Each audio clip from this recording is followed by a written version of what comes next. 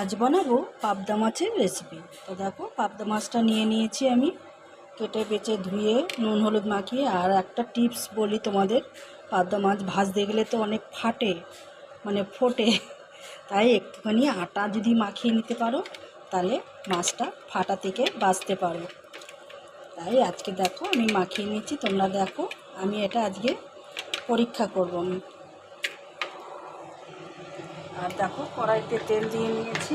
এবার আমি মাছগুলোকে এক এক করে ভেজে নেব।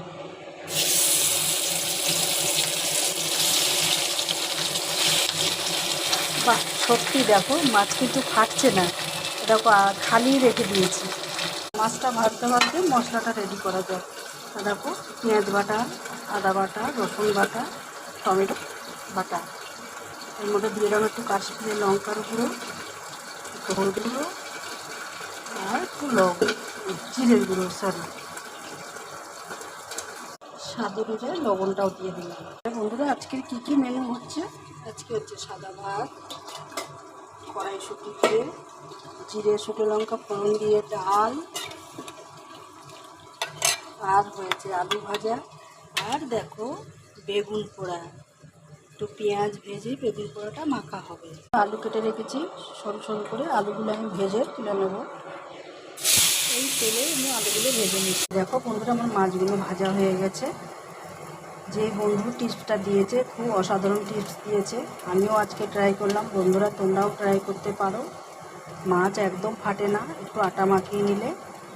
দেখো আলুটা ভাজা হয়ে গেছে, একটু আমি চিনি দিয়ে দিলাম যাতে টেস্টটাও সুন্দর হয়, কালারটাও সুন্দর হয়।